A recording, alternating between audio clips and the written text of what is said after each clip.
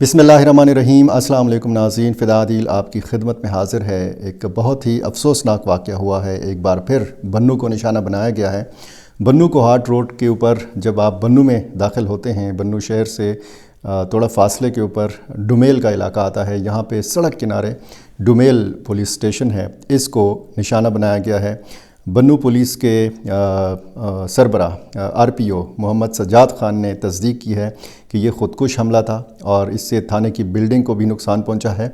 इसमें जानी नुकसान भी हुआ है। इब्तिदाई इतला तो ये थी कि जब ख़ुदकुश बमबार ने बारूद भरी गाड़ी इस थाने की बिल्डिंग से टकराई तो थाने की बिल्डिंग को नुकसान पहुंचा और इसमें 4 पुलिस एहलकार जो थे ये ज़ख्मी हुए। और बताया गया था इब्तिदाई तौर पर कि पुलिस को ज़्यादा नुकसान नहीं पहुंचा, लेकिन इस धमाके की शिद्दत इतनी ज़्यादा थी कि इस थाने की बिल्डिंग के साथ मुत्तसिल जो मकानात हैं उनको शदीद नुकसान पहुंचा। 1 या 2 मकानात ज़मी बोस हो गए। और इसमें बताया गया है, अफसोसनाक ख़बर है कि 3 ख़वातीन इसमें शहीद हुई हैं। और मेरे पास जो इतला है वो ये भी है कि एक बच्चा इसमें शहीद हुआ है, एक मर्द जो है ये शहीद हुआ है। इस तरह हम कह सकते हैं कि एक बच्चे और 3 ख़वातीन समेत 5 अफराद इस अफसोसनाक वाक़ये में शहीद हो गए हैं। ये बिल्कुल बताया गया है कि जी ये सिविलियंस का नुकसान है। इस थाने की बिल्डिंग के साथ जो मकानात थे उनको शदीद नुकसान पहुंचा। उनकी छतें गिर गईं, दीवारें गिर गईं। और जिस तरीके से होता है जब भी धमाका होता है तो करीबी इमारतों के शीशे, दरवाज़े, खिड़कियाँ, रोशनदान वगैरह टूट जाते हैं। लेकिन चूँकि ये बिल्कुल मुत्तसिल इमारतें थीं, आम लोगों के घर थे, मकानात थे और साथ में ये एक बहुत बड़ा कारोबारी मरकज़ भी है। ये डुमेल बाज़ार के बिल्कुल जब आप पेशावर से जाते हैं तो शुरू में आता है ये थाना, और जब आप बन्नू से पेशावर की तरफ आते हैं तो ये आखिर में पड़ता है। दिन के वक्त में यहाँ पे बहुत ज़्यादा रश होता है। एक अरसे के लिए हमने ये देखा था कि थाना डुमेल की जो सामने वाली सड़क है इसको बंद रखा गया था ट्रैफ़िक के लिए, लेकिन रिसेंटली इसको भी ट्रैफ़िक के लिए खोल दिया गया था। अब जो एक सूरत हाल है वहाँ पे जो ताज़ा तरीन मैंने मालूमात ली हैं, वहाँ पे बारिश हो रही है और बारिश की वजह से इमदादी कार्रवाइयों में भी रुकावट है। जब ये धमाका हुआ तकरीबन 10:15 या 10:30 बजे का वक्त था जो मुझे बताया गया। और इसके बाद फिर इमदादी सरगर्मियाँ शुरू हो जाती हैं। लेकिन जब धमाका होता है, जहाँ भी होता है, बन्नू, लकी मरवत, टांग, वज़ीरिस्तान, तो फिर मौजूद जो वहाँ पे अमला होता है, जो सिक्योरिटी अहलकार होते हैं, वो फायरिंग का सिलसिला शुरू कर देते हैं ये देखने के लिए कि कहीं ये जो बमबार था इसके मज़ीद साथी तो बाहर मौजूद नहीं हैं। तो ये मैंने जब पूछा कि ये ख़ुदकुश बमबार अकेले आया था तो इब्तिदाई इतलात तो यही बताई गई कि ये बमबार अकेला आया था। अपनी गाड़ी जो बारूद से भरी हुई थी ये टकराई। अब किस नौइयत की गाड़ी थी ये भी अभी तक जो है मुसद्दिक़ा इसके हवाले से इतला नहीं है, क्योंकि बन्नू में बहुत सारे वाक़यात में ज़रंज गाड़ी का इस्तेमाल होता है या जो मोटरसाइकिल एक बड़े साइज़ का रिक्शा होता है उसको इस्तेमाल किया जाता है। ये बताया गया है कि शवाहिद ऐसे हैं बज़ाहिर कि ये इसमें कार इस्तेमाल हुई है, गाड़ी का इस्तेमाल किया गया है। ज़ाहिर है कि रात का अंधेरा भी है, बारिश भी हो रही है और जब तक वहाँ पे उस इलाके को क्लियर ना करार दिया जाए तो ज़ाहिर है कि आम लोग या मीडिया के जो नुमाइंदगान हैं उनको करीब नहीं जाने दिया जाता। ये बताया गया है कि ये जो अफसोसनाक वाक़या हुआ है इसके बाद जो मलबा गिरा है लोगों के ऊपर, इससे फिर ज़्यादा जानी नुकसान हुआ है। और बन्नू के मज़ाफ़ाती इलाक़ों में हमने देखा है, चाहे वो बका खेल का इलाका हो, जानी खेल का इलाका हो, मीरियान, नोरड, हवेद, और फिर वो जो एक सी पैक का रूट है बन्नू डेर इस्माइल ख़ान रोड से जब जाता है और बका खेल की तरफ जाता है, ये इंतहाई हसास इलाके हैं। और डुमेल रिसेंटली हसास इलाकों में शामिल हुआ है।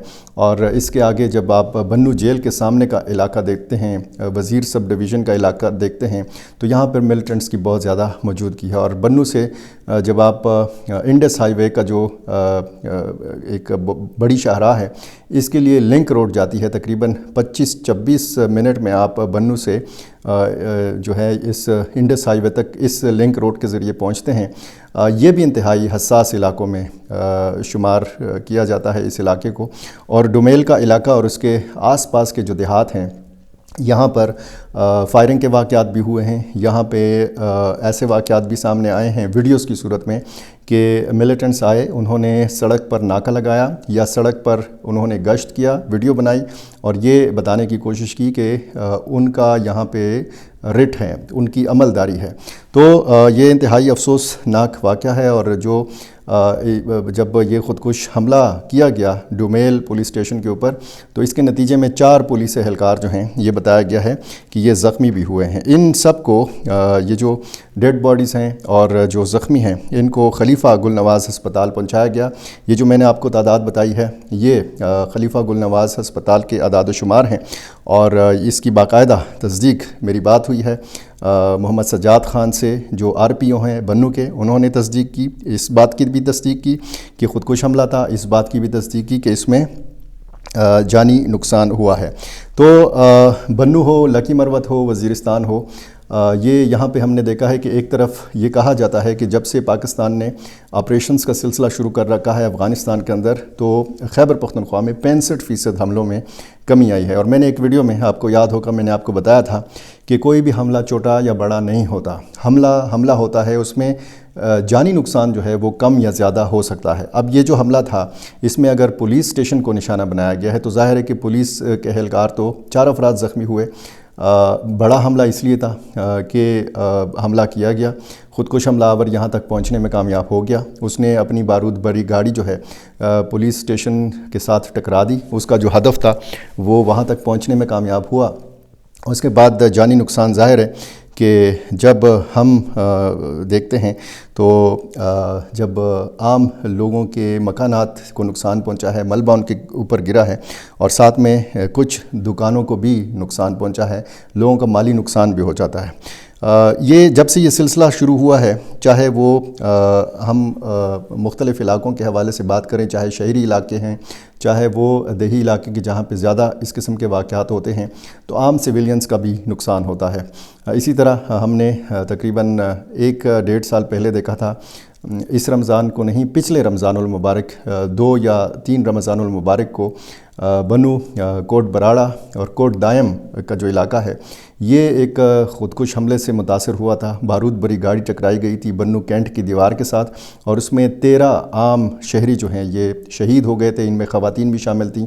بہت زیادہ 30 کے لگ بھگ مکانات کو نقصان پہنچا تھا، اور یہ جو حملہ آور تھا، خودکش بمبار تھا، یہ جب اس نے دیوار کے ساتھ خودکش گاڑی ٹکرائی، بارود بھری گاڑی ٹکرائی، تو راستہ بن گیا، اور پیچھے سے رکشے میں برقع پوش جو مزید حملہ آور تھے یہ وہاں پہنچے، اور انہوں نے کینٹ کے اندر داخل ہو کر کئی گھنٹوں تک جو ہے یہاں پہ مزاحمت کی۔ اسی طرح جمعہ خان روڈ کے اوپر اس سے پہلے ایک حملہ کیا گیا تھا، اور اس کے بعد پھر ہم نے یہ دیکھا تھا کہ بنو امن مارچ ہوا تھا، لاکھوں کی تعداد میں لوگ نکلے تھے، اور انہوں نے یہ ایک بڑا جو ایک مظاہرہ تھا وہ کیا تھا۔ 2 اپریل کو بنو میں جرگے کا بھی انعقاد ہوا تھا، اس سے پہلے بھی ایک جرگے کا انعقاد ہوا تھا، اور اس میں یہی تمام معاملات سامنے رکھے گئے تھے، اور یہ بھی ساتھ ساتھ یہ سوال اٹھایا جاتا رہا ہے کہ بنو کو ہی بار بار نشانہ کیوں بنایا جاتا ہے، آسان ہدف بنو کیوں ہے؟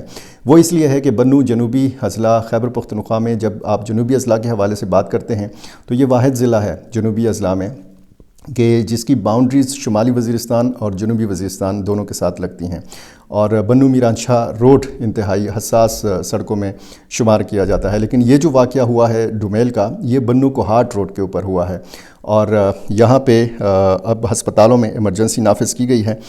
بتایا گیا ہے RPO محمد سجاد خان کی طرف سے کہ مزید وہاں پہ تفتیش ہو رہی ہے۔